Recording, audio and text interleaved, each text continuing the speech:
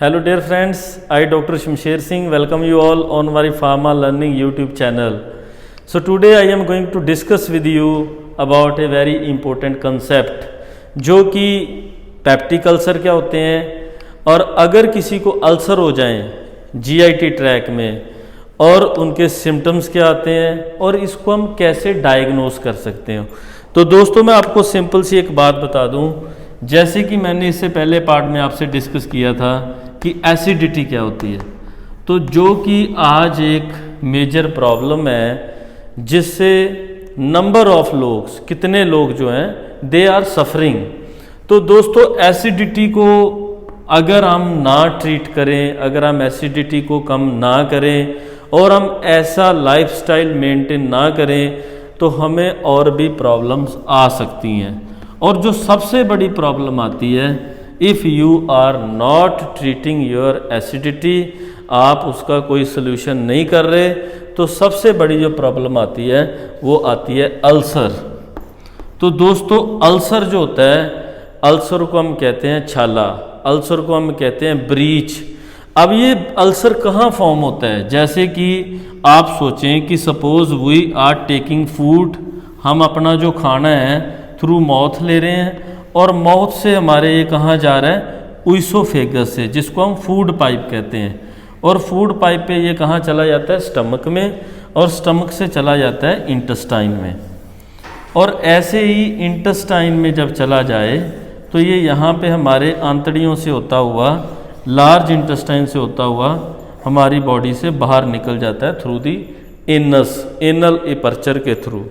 अब दोस्तों यहाँ पे प्रॉब्लम क्या है, जब भी आप फूड लेते हैं, जो आपका फूड है अगर वो एसिडिक फूड है, अगर वो अनहेल्दी फूड है, जहाँ आप एक्सेसिव ऐसा सब्सटेंस ले रहे हैं कि आप जो फ्राइड किए हुए फूड हैं आप वो ले रहे हैं, जहाँ आप क्या कर रहे हैं, एक्सेसिव फास्टिंग रखते हैं, इस केस में क्या होता है, हमारे एसिडिटी बढ़ती है। और जब हमारे एसिडिटी बढ़ती है तो एसिडिटी से क्या होता है, हमारे यहाँ पे अल्सर होते हैं, छाले होते हैं, जो कि कईयों के माउथ में भी हो जाते हैं, they are called as a mouth ulcer, oesophagus में हो जाते हैं, स्टमक में हो जाते हैं। तो जो दोस्तों आपके स्टमक में होते हैं उनको हम कहते हैं gastric ulcers, that mean they are caused by gastrin. और जो हमारे इंटेस्टाइन में होते हैं they are called as duodenal ulcers. क्यों? क्योंकि यहाँ पे ड्यूडिनम में होते हैं। और all these gastric ulcers and duodenal ulcers they both known as a peptic ulcers. इनको हम क्या कहते हैं, पेप्टिक अल्सर्स। सो ऐसा भी मान के चलते हैं कि gastric ulcer are caused by gastrin, जो कि एक केमिकल है आपके पेट में सिक्रीट होता है for the degradation of food. दूसरा क्या आ जाता है दोस्तों, ड्यूडिनल अल्सर। एंड अगर ये कोलोन में हो जाए तो इनको कहते हैं अल्सरेटिव कोलाइटिस। सो इसका मतलब ये हुआ कि एक तो अल्सर को जो नाम देते हैं हम, it is due to the area where they are, किस एरिया को इफेक्टेड किया उसके अकॉर्डिंग नाम दे दिया। दूसरा किसने किया है, पेप्सिन ने किया है, called as peptic ulcer, gastrin ने किया है, कॉल्ड एज गैस्ट्रिक अल्सर। तो दोस्तों आज मैं आपके साथ जो बात करने जा रहा हूँ वो है पेप्टिक अल्सर। अगर आपको, जहाँ छोटे बच्चों को अल्सर हो जाएं तो आप उसको कैसे डिटेक्ट कर सकते हैं, कहने का मतलब कैसे डायग्नोस कर सकते हैं, जहाँ कौन कौन से ऐसे लैब टेस्ट हैं which are required to be perform. So I will discuss with you. So first is there are some terms which are very commonly used like achlorhydria and hypochlorhydria। तो दोस्तों आपको मैंने बताया था कि हमारे जो पेट में एसिड बनता है, कईयों के बहुत ज़्यादा बनता है, कईयों के कम बनता है और कईयों में एबनॉर्मेलिटी आ जाती है। अगर ये ज़्यादा बन जाए, जहाँ ये कम बन जाए, जहाँ एबनॉर्मेलिटी आ जाए, तो उसके लिए हम कुछ टर्म यूज़ करते हैं, जैसे एक्लोरहाइड्रिया और हाइपोक्लोरहाइड्रिया। सो दोस्तों achlorhydria it mean it is either the abnormal formation और either the absence and hypochlorhydria is the low production of HCl। इसका मतलब कि जो आपके स्टमक में पैरेक्टल सेल हैं वो HCl की प्रोडक्शन कम कर रहे हैं। Second thing hyperchlorhydria, this is called as excessive formation of HCl।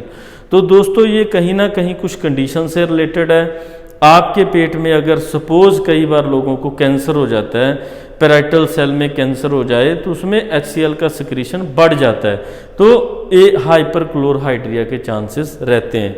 Second is called as dysphagia, this is called as difficulty in swelling. तो जब भी आप खाना खाते हैं तो कई बार आपको ऐसा लगता है कि मेरा खाना जो है यहाँ से नीचे की तरफ नहीं जा रहा, so that mean this is due to obstruction. आपके यहाँ पे क्या कोई ब्लॉकेज है, किससे है ब्लॉकेज? वो ट्यूमर से और आइदर कॉन्जेनिटल नैरोइंग। जहाँ तो आपके यहाँ पे ट्यूमर है, किसी को कैंसर है, जहाँ आपके बाय बर्थ आपका जो ट्यूब है वो नैरो है, ऐसा भी होता है। Then in some neurological disorder like Parkinson disease. तो दोस्तों पार्किंसन डिजीज़ एक न्यूरो का डिसऑर्डर है जिसमें क्या होता है उस इंसान में डोपामिन का लेवल ब्रेन में कम हो जाता है, और डोपामिन का लेवल कम होने से हमारी जो पेरिस्टाल्टिक मूवमेंट हैं दे आर अफेक्टेड। तो इसका मतलब हुआ कि जब वो पर्सन खाना खाता है तो कुछ पार्ट ऑफ फूड वो बाहर निकल जाता है माउथ से। So that mean it is the difficulty to swallow, to enter the food toward the lower side, that is stomach. And second part is called as dyspepsia. This is related to pepsin. That mean it can cause epigastric fullness. आपको ऐसा feel हो सकता है कि आपके पेट में क्या हो रहा है कि मेरा पेट ऑलरेडी फुल है। सेकेंड थिंग डिसकम्फर्ट, आप अनकम्फर्टेबल फील करेंगे। एंड थर्ड इज इनडाइजेशन, आपका डाइजेशन जो है वो अल्टर्ड हो जाएगा। Then odynophagia, so odynophagia it is the painful swallowing. So that mean whenever you eat anything तो आपको ऐसा फील होगा कि I am suffering from the pain of the GIT track and some time there is a heartburn. तो दोस्तों मैं एक चीज़ आपको यहाँ पे क्लियर कर दूँ कि सपोज अगर आप कोई एंटा एसिड यूज़ करते हैं and due to that antacid आपकी बॉडी में एसिडिटी का जो लेवल है वो तो कम हो गया है, बट आपका जो हार्ट है उस पर बर्निंग हो रहा है। कहाँ पे हो रहा है burning? At this area below the sternum. आपके स्टर्नम के नीचे क्या फील हो रहा है? बर्निंग। बर्निंग मीन जलन हो रहा है। तो दोस्तों ये जलन क्यों होता है? Due to acid reflux. आपका जो एसिड है वो क्या हो रहा है? From this mouth, this is oesophagus, this is stomach, so this is a back reflux, back की तरफ जाता है और उस इंसान को क्या होता है कई बार जलन होता है। कहने का मतलब उसको एसिडिटी की प्रॉब्लम है। No second thing there is a ulcer in the stomach. So ulcer दोस्तों क्या होता है मैं आपको यहाँ पे एक चीज़ क्लियर कर दूँ कि suppose this is your stomach, ये आपका क्या स्टमक है। अब जो आपकी स्टमक की मेम्ब्रेन है it is covered by mucosa. इसमें म्यूकस मेम्ब्रेन होता है जो कि म्यूकस सिक्रीट करती है। म्यूकस क्या होता है? ये फ्लूइड होता है विस्कस, जिसको गाढ़ा बोल सकते हो आप। ये क्या करता है? कोई भी आपका फूड आया यहाँ पे जहाँ कुछ भी आपने खाया उसको स्लिपरी मूवमेंट प्रोवाइड करता है, so that it will slip from that part, easily नीचे को जाता रहे वो। और जब वो आपका फूड यहाँ पे स्लिप करता है तो ये म्यूकस के थ्रू होता है। बट अगर आपका एसिड सिक्रीशन बढ़ जाए तो ये जो म्यूकस सिक्रीटिंग जो पर्टिकुलरली यहाँ पे एपिथेलियम है दैट इज़ डैमेज, ये डैमेज हो जाता है। And due to the damage, क्योंकि यहाँ पे आपके स्टमक में क्यूबाइडल एपिथेलियम होता है और ये जो एपिथेलियम म्यूकस सेल्स हैं ये डैमेज होने से क्या होता है? It cause then it what will be happen due to this damage there will be a ulcer. तो वहाँ पे ऐसे अल्सर्स हो जाते हैं जिसको आप छाले कहते हैं, जहाँ आप कहेंगे कि irregularity in the membrane of the stomach, so breach will be present there. Now it can happen in the first part of intestine. ये आपके यहाँ पे भी हो सकता है, इंटेस्टाइन में भी हो सकता है, तो यहाँ पे भी आपको पेट में दर्द रह सकता है। That can be one of the cause. And both of these, जब आपके यहाँ पे स्टमक में भी अल्सर है, इंटेस्टाइन में भी अल्सर है, तो इसको हम कहते हैं peptic ulcer. Sometime it is called as a peptic ulcer disease. So that is important to know. So अगर मैं बात करूं कि ये अल्सर हमारे पेट में क्यों होते हैं, जैसे कि मैंने थर्ड पार्ट में ये डिस्कस किया था, सेकंड पार्ट में, कि अल्सर हमें क्यों होते हैं, और उसमें मैंने आपको जर्नल सी चीज़ें बताई थी कि कौन सा फूड खाएं आप, कौन सा वेजिटेबल खाएं, कौन सा ना खाएं। आज मैं आपसे बात करता हूं कि आप अगर कोई और भी ड्रग ले रहे हैं तो उससे भी आपको अल्सर हो सकता है, और you should be very conscious about these thing. आपको बहुत एक्टिव रहना चाहिए। ऐसा नहीं कि आप कभी भी बाज़ार में जाएं, पैरासीटामोल लें और सुबह ही खा ली आपने, बिना खाना खाए खा ली, और आपने निमोसलाइड ली, बिना खाना खाए खा ली। तो कुछ ऐसी चीज़ें हैं दोस्तों जो आपको ध्यान में रखनी होगी। फर्स्ट थिंग है एच पाइलोरी। एच पाइलोरी का नाम है हेलिकोबैक्टर पाइलोरी। ये एक बैक्टीरिया होता है, ग्राम नेगेटिव बैक्टीरिया है, जो हमारे पेट में आ जाता है। कैसे आता है? थ्रू कंटेमिनेटेड फूड, जो कि आप किसी से भी इन्फेक्टेड फूड को खा रहे हैं। चाहे आपके हाथ गंदे हैं, आप खेतों से काम करके आए हैं, चाहे कहीं भी आपने काम किया है, आपने ऐसे खाना खाया और आपके पेट में ये बैक्टीरिया चला गया। और ये बैक्टीरिया जो अंदर चला जाए तो ये क्या करता है आपके पेट में, suppose this is your stomach, आपका ये स्टमक है, वहाँ पे जाके क्या करेगा, it will be present here in the form of A colonies. ये अपनी कॉलोनी बना रहेगा। और कॉलोनी का मतलब जैसे आप एक कॉलोनी में बहुत से लोग रहते होंगे, ऐसे ये बैक्टीरिया भी क्या करते हैं, अपनी कॉलोनी में यहाँ पे रहते हैं। कैसे रहते हैं? क्योंकि यहाँ पे अगर एसिड होगा तो एसिड तो किसी को भी किल कर सकता है, बट ये बैक्टीरिया क्या करता है, ये यूरिया सिक्रीट करता है। यहाँ पे यूरिया किससे करता है? क्योंकि इसकी बॉडी में एंजाइम होता है यूरिएज। उस यूरिएज एंजाइम से ये क्या करता है, यूरिया सिक्रीट करता है। और जब आपका यहाँ पे यूरिया डिग्रेड होता है in the form of ammonia, तो अमोनिया आपकी near to this bacteria, bacteria के आसपास का जो एनवायरनमेंट है उसको बेसिक कर देता है। इसलिए ये बैक्टीरिया ग्रो करता है, क्योंकि एसिडिक एनवायरनमेंट में, मैंने आपको पहले भी बताया कि हमारे पेट में, स्टमक में कोई भी चीज़ ग्रोथ नहीं कर सकती। क्यों? क्योंकि वहाँ पे एसिड एनवायरनमेंट है। तो ये एच पाइलोरी वहाँ पे अमोनिया सिक्रीट कर देता है, जिससे हमारी पीएच जो है टूवर्ड 5 और 6 चली जाती है। जब पीएच हमारी यहाँ पे चली जाती है तो ये ग्रोथ करता है।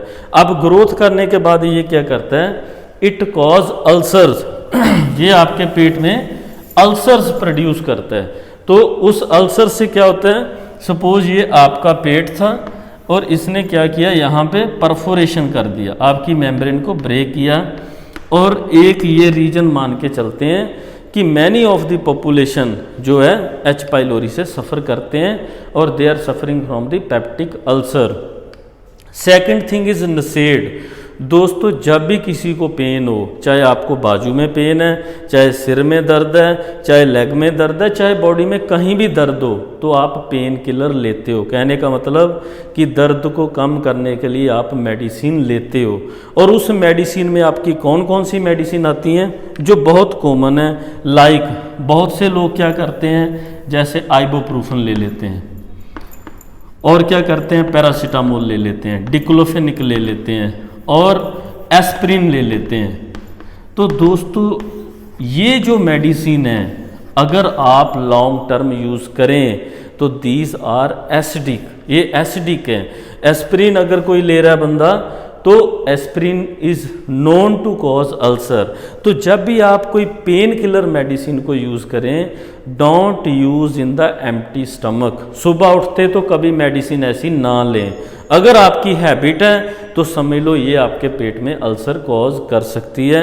जब भी ऐसी मेडिसिन को लें तो पहले कुछ ना कुछ ज़रूर खा लें, क्योंकि they are acidic in nature. अगर आपका मेडिसिन एसिडिक होगा तो आपके पेट में एसिड और बनेगा, और बनेगा तो ये आपके पेट में क्या करेगा, अल्सर फॉर्मेशन करेगा। The third thing is called as Zollinger Ellison syndrome. तो दोस्तों, ये एक सिंड्रोम होता है जिससे कि हमारे पेट में क्या रहता है, गैस्ट्रिक एसिड का सिक्रीशन बढ़ जाता है। कहने का मतलब कि हमारे जो गैस्ट्रिन सेल्स हैं, जो हमारे पैराइटल सेल्स हैं, दे आर ओवर एक्टिवेटेड। तो इस केस में मैं आपको 4th पार्ट में प्रेजेंटेशन में बताऊंगा कि अगर किसी को एच पाइलोरी से प्रॉब्लम है कौन सी मेडिसिन ले, अगर किसी को नसेड़ से अल्सर हुआ है तो उसका कैसे ट्रीट किया जा सकता है, अगर किसी को जोलिंजर ZE सिंड्रोम है तो इसके लिए कौन कौन सी पॉसिबल थेरेपी जो है रहती हैं। उसके अलावा भी आपको अल्सर हो सकते हैं, जैसे स्ट्रेस, आप बहुत स्ट्रेस लेते हैं, दैट कैन कॉज अल्सर। आप एसिडिक फूड खाते हैं, दैट कैन कॉज अल्सर। आप अपना लाइफस्टाइल जो है उसको ऐसे आपने बना रखा है, दैट कैन कॉज अल्सर। सो दोस्तों ये कॉज हैं। अब मैं आपको बताता हूँ कौन कौन से सिम्टम आते हैं बॉडी में। जो फर्स्ट सिम्टम आता है that is stomach pain and bleeding. तो इसका मतलब कहने का कि कई बार तो लोगों को क्या रहता है, first is nausea, retching and bloating. उनको ऐसा फील होता है कि अब मैंने खाना खाया शायद ये बाहर आ जाएगा। Second, reaching. तो दोस्तों रैचिंग उनको क्या आता है, this is the frequent contraction of the abdominal part. जैसे आप ऐसे करते हैं तो रैच करते हैं, रैच से क्या होता है, आपका फूड बाहर की तरफ आता है। Second is bloating. यहाँ पे आपको ऐसा लग रहा है आपको कि मेरे पेट में ऑलरेडी बहुत खाना है। Next is weakness. आपको वीकनेस रह सकती है क्योंकि आप खाना खा नहीं रहे, अगर खा रहे हैं तो प्रॉपर डाइजेस्ट नहीं हो रहा। Sometime the population suffer from the anaemia. Next is fatigue. आपको थकान रह सकती है। शॉर्टनेस ऑफ ब्रीथ, आपकी ब्रीथ की शॉर्टनेस हो सकती है। So next is intolerance to fatty food. ऐसे इंसान जब भी बर्गर, पिज़्ज़ा या कोई और फैटी फूड खाते हैं तो इनको क्या रहता है, इनटॉलरेंस। डिफ़िकल्ट होता है इनके लिए उसको डाइजेस्ट करना, पचाना डिफ़िकल्ट हो जाता है। और लास्ट पे कई बार स्टमक में पेन स्वेयर रहता है और साथ की साथ क्या रहेगा, आपके स्टूल में ब्लड आएगा। तो इस आपके स्टूल में ब्लड भी आ सकता है। जहाँ आपको अगर वॉमिट आ रहा है तो वॉमिट में भी ब्लड प्रेजेंट हो सकता है। So that mean these are the symptom which can be responsible for this. अब अगर आपको ऐसी प्रॉब्लम है तो कौन कौन से टेस्ट आपको करवाने चाहिए जो कि लैब से होते हैं, लेबोरेटरी टेस्ट। जो दोस्तों अगर डॉक्टर के पास जाएं तो वो फर्स्ट क्या करता है, एंडोस्कोपी करता है। अगर आप बहुत लंबे समय से आप इन प्रॉब्लम से सफ़र कर रहे हैं तो एंडोस्कोपी में क्या करते हैं, वो इंटरनल इमेज लेते हैं। So it is the internal image लेना। आपके अंदर they will insert one instrument और अंदर से आपको वो स्कैन करेंगे, इमेज लेंगे। तो ये एक एंडोस्कोपी मीन एक स्कोपी टाइप है, पिक्चर लेना है। उस पिक्चर में क्या क्लियर हो जाएगा, they will analyse whether the internal tissue are perforated. इनको उससे पता चल जाता है कि आपकी स्टमक की जो मेम्ब्रेन है उस पर क्या ऐसे अल्सर्स हैं, जहाँ अल्सर्स के साथ और भी स्वेलिंग है। So this type of thing they can check, they can analyse. Next is gastrointestinal tract x-ray. तो दोस्तों एक्सरे भी करते हैं जिससे इनको क्या पता चलता है, if they will see black type of patches are present. अगर आपके एक्सरे में यहाँ पे ब्लैक कलर के पैच आते हैं तो उससे ये पता चल जाता है। ये तो हमें क्लियर नहीं होता कि whether it is a ulcer और whether it is a oedema और whether it is a other problem, but हमें ये क्लियर हो जाता है कि यहाँ पे कुछ ना कुछ है। आइदर आपका जो स्किन है वो डैमेज है और वो आपकी एक्सरेज को ब्लॉक कर रहा है। जितनी इंटेंसिटी है, जितना ब्लॉकेज आएगा उतना इस सरफेस एरिया का साइज जो है वो बड़ा दिखाई देता है। दोस्तों उसके बाद आ जाता है सीटी स्कैन, जिसको अच्छा मान के चलते हैं। Why? Because it provide a full pic of that part. आपको बड़ा अच्छा पिक्चर दिख जाता है कि मेरे पेट में क्या है, ब्लीडिंग हुआ है, जहाँ अल्सर था, जहाँ अल्सर फट गया, जहाँ कोई और प्रॉब्लम है तो सीटी स्कैन करवाते हैं। जहाँ हम एच पाइलोरी के टेस्ट करवाते हैं। एच पाइलोरी का ब्लड से भी टेस्ट होता है, एच पाइलोरी का स्टूल एंटीजन से भी टेस्ट होता है और एच पाइलोरी का IgM एंटीबॉडी से भी टेस्ट करते हैं। और एक सिंपल टेस्ट होता है जिसको ब्रीथ टेस्ट कहते हैं। सपोज़ किसी के भी माउथ में या नीचे अल्सर हैं तो उसके माउथ से अमोनिया की स्मेल आती है। अगर आप अपना जो सांस है वो बाहर की तरफ निकालें तो इसमें क्या दिखता है आपको, that mean the person will produce ammonia and urea like smell. तो तो उसकी स्मेल से यूरिया की स्मेल आती है, उसके आउट जो एयर आ रहा है उसके बाहर, that can be call produce urea like ammonia like smell. Next is physical exam. कई बार आपने छोटे बच्चे देखे होंगे, उनको आप डॉक्टर के पास ले जाते हैं, डॉक्टर क्या करता है, उसको देखता है यहाँ पे टच करके कि क्या ब्लोटिंग तो नहीं है। ब्लोटिंग का मतलब ऐसे ही पेट में गैस या भरा हुआ तो नहीं दिखाई दे रहा, तो यहाँ पे प्रेस करके डॉक्टर बच्चे को देखता है। सेकंड है अब्डोमिनल साउंड, वो अपना स्टेथोस्कोप यहाँ पे लगाता है और प्रेडिक्ट कर रहा है कि साउंड कैसी आ रही है। क्यों? क्योंकि अगर तो नॉर्मल डाइजेशन चल रहा है तो कोई भी अब नॉर्मल साउंड दिखाई नहीं देगी। अगर आपकी डाइजेशन में कहीं ना कहीं इरेगुलरिटी है तो हाई एंड लो पिच की साउंड आपको वहाँ पे दिखती हैं। That is related to your peristaltic movement and that is related to your food digestion. Next is tapping of this particular abdominal part. तो डॉक्टर क्या करता है, यहाँ पे बच्चे के टैपिंग करके देखता है। अगर ऐसे टैपिंग करने से वो पेन फील कर रहा है तो इसका मतलब उसके पेट में जहाँ तो स्वेलिंग है, जहाँ अल्सर है, जहाँ कोई और ब्लोटिंग टाइप प्रॉब्लम है। तो दोस्तों मैंने आज के लेक्चर में आपसे डिस्कस किया है कि अल्सर क्या होते हैं, कितनी टाइप के होते हैं, सिम्टम कौन कौन से आते हैं और आप लैब से कौन कौन से टेस्ट करवा सकते हैं। जो मेरा नेक्स्ट वीडियो होगा उसमें मैं आपको ये बताऊंगा कि कौन कौन सी ड्रग्स हैं जिससे आप ट्रीट कर सकते हैं, एसिड फॉर्मेशन का फार्माकोलॉजिकल मैकेनिज्म क्या होता है। इस सारा कुछ देखने के लिए आप इस चैनल को सब्सक्राइब करें, लाइक करें, कमेंट करें और शेयर करें।